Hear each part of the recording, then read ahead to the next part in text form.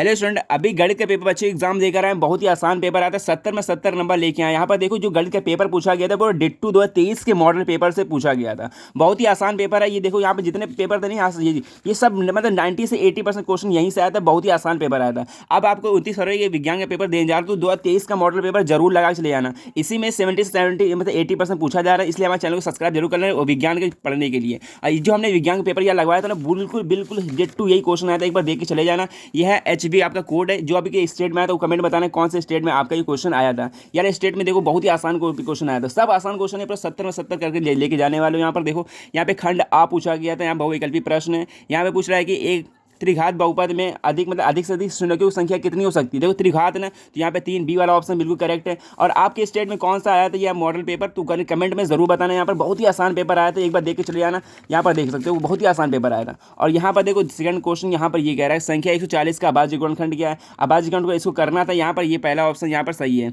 2 गुणे 5 गुणा यहाँ पर इस तरीके से, ठीक है ना, गुणे 7। और यहाँ पर सेकंड क्वेश्चन यहाँ पर ये देखिए।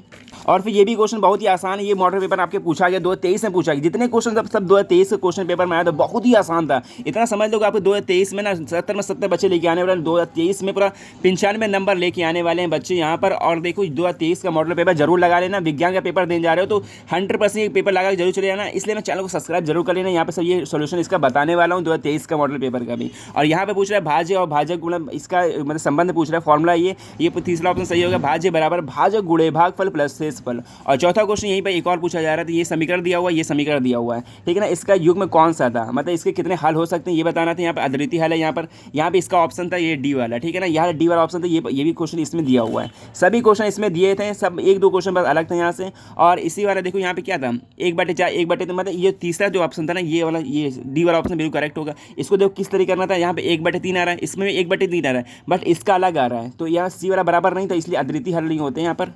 और इसी तरीके पांचवा क्वेश्चन यहाँ पर यह है कि समांतर श्रेणी में ये वाला सार्वंतर बताना है। यहाँ पर सार्वंतर कितने का, यहाँ पर 4 का सार्वंतर था, बिल्कुल आसान ये भी था। एक और छठा क्वेश्चन यहाँ पर ये भी आसान है। कह रहा है द्विघात समीकरण ये दिया हुआ है, इसका विविधकर याद करना। विविधकर फॉर्मूला सबको पता है, डिस्क्रिमिनेंट का b² - 4ac, ये भी आसान क्वेश्चन था। और इसी तरीके का 7वां क्वेश्चन ये भी है, इसके बीच की दूरी बताना था, ये भी आसान क्वेश्चन है। देखो बीच की दूरी लगा तो सीधे फॉर्मूला आ गया, आसान क्वेश्चन था। ये बी वाला ऑप्शन बिल्कुल करेक्ट हो गया। इसके बाद एक और 8वां क्वेश्चन यहाँ पर m का मान निकालना था, ठीक है ना। m का मान उससे निकालना, b² - 4 मतलब b² - 4ac, ये फॉर्मूला सिद्ध करना था। यहाँ पर आ गया ऑप्शन डी वाला ऑप्शन भी करेक्ट करके देख लिया, बहुत आसान पेपर है।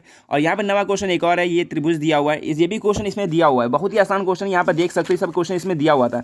और यहाँ पर देख सकते हो एक और, यहाँ पर इसका जो ऑप्शन होगा यहाँ पर, ये मतलब कि समबाहु त्रिभुज है, इसका ये लंब बताना, शीर्ष लंब, तो ये हो गया, सी वाला ऑप्शन भी करेक्ट हो गया, ठीक है ना। यहाँ पे ये आ रहा हो गया। तो इसका बाद यहाँ पे माध्य निकालना था, ये श्रेणी दिया हुआ, इसमें भी ये क्वेश्चन दिया हुआ है। सब क्वेश्चन इसमें दिया हुआ है, देख सकते हो आप। यहाँ पे दिखाना चाहते हैं, यहाँ पर देखो, यहाँ पे देखो दिया हुआ है। इसका सारणी का माध्य ज्ञात कीजिए, बिल्कुल सेम वही डिट्टू क्वेश्चन उठा के चला आया यहाँ पर। और इसका माध्य निकालना था, इसका आया था सीधे यहाँ पर 2 4 आया था। यहाँ पर एक बार देख लीजिए यहाँ पर। इसके बाद एक और 11वां क्वेश्चन यहाँ पर, एक है, इसका मान निकालना था, ये भी इस मॉडल पेपर में दिया हुआ। सब मॉडल पेपर्स में दिया हुआ। 1-2 क्वेश्चन यहाँ पर अलग था। इसका मान 1 होगा, काटोगे तो 1 आएगा। इसके 11 क्वेश्चन हो गए। 12वां क्वेश्चन देख लीजिए यहाँ पर, ये है।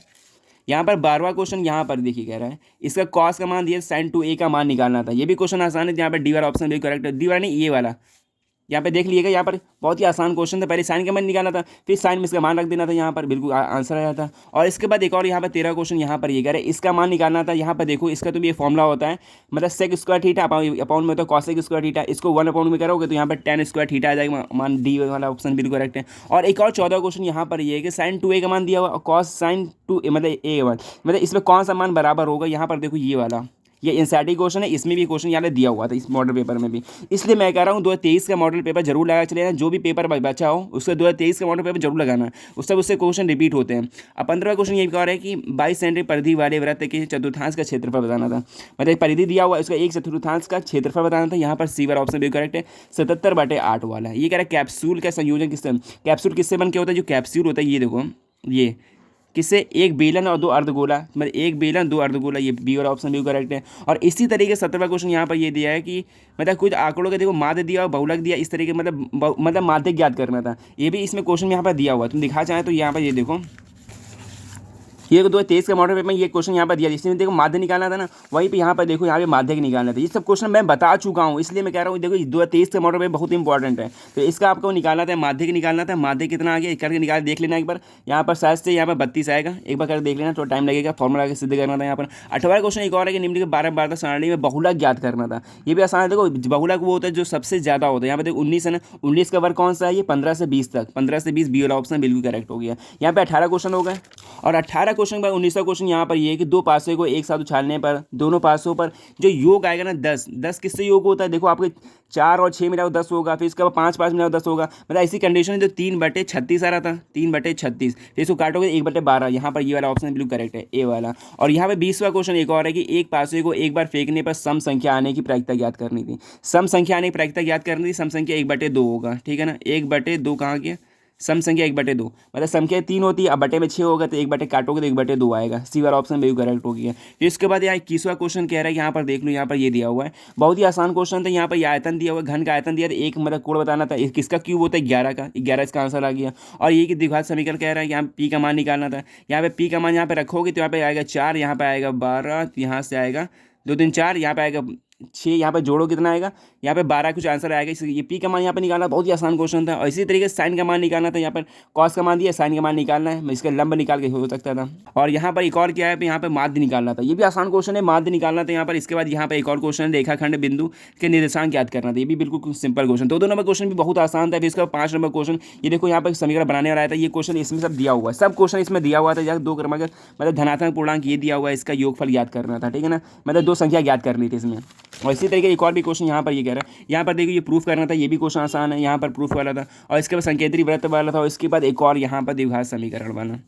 ये सभी क्वेश्चन आसान है। यहाँ पे माध्यक पूछा था, माध्यक भी आसान है। यहाँ पर ये प्रायिकता क्वेश्चन था। फिर इसके बाद 6 नंबर क्वेश्चन था, बिल्कुल रट्टा हुआ आया था क्वेश्चन, बिल्कुल जो इसी में क्वेश्चन दिया हो सब इसी में क्वेश्चन। यहाँ पर देखो इसका ये निकालना, क्षेत्रफल निकालना था। फिर इसके बाद शांत नाव में ये भी समीकरण बना करना था। एक और क्वेश्चन यहाँ पर देख लीजिए, यहाँ पर ये दिया हुआ है और ये भी क्वेश्चन आसान है। ये एनसीईआरटी क्वेश्चन, ये भी एनसीईआरटी क्वेश्चन है, दोनों आसान क्वेश्चन था यहाँ पर। इसके बाद एक और ये पूछा गया है, मतलब कि एक जूस बेचना, मतलब ये भी क्वेश्चन आसान था, मतलब ये दिया हुआ था, इसका ये से निकालना था। और इसके बाद रशीद मतलब अपने जन्म से, ये भी मतलब कि वो रैखिक समीकरण क्वेश्चन था। इसके बाद यहाँ पर ये क्वेश्चन यहाँ पे दिया हुआ था, रसीद अपने जन्म, नहीं दोनों इसी का मतलब इस पृष्ठीय क्षेत्र पर क्वेश्चन है। देखो कोई एक करना था, बहुत ही आसान पेपर गया बच्चों का। तो आपको क्या कहता हूँ, देखियो आपको 2023 का मॉडल पेपर जरूर लगाना, 2024 का बिल्कुल इसी क्वेश्चन रिपीट हो रहा है। तो ये मॉडल पेपर था, HV था, ठीक है ना। आपके जो मॉडल जो एग्जाम में आता है, जैसे यहाँ पर देख सकते हो, यहाँ पर HV है ना, यहाँ पर HV है। आपके जो स्टेट में आया तो वो कमेंट में जरूर बताना। और कैसा गया पेपर, इस पर आपको कोई टेंशन नहीं लें, बेकार गया तो कोई टेंशन नहीं लेना। आपको विज्ञान का मॉडल पेपर 2023 का लगा चले जाना है, बहुत ही आपको हेल्प होगी, ठीक है ना। तो मिलते हैं नेक्स्ट वीडियो में विज्ञान के लिए। मैं चैनल को सब्सक्राइब कर सकते हो। सुबह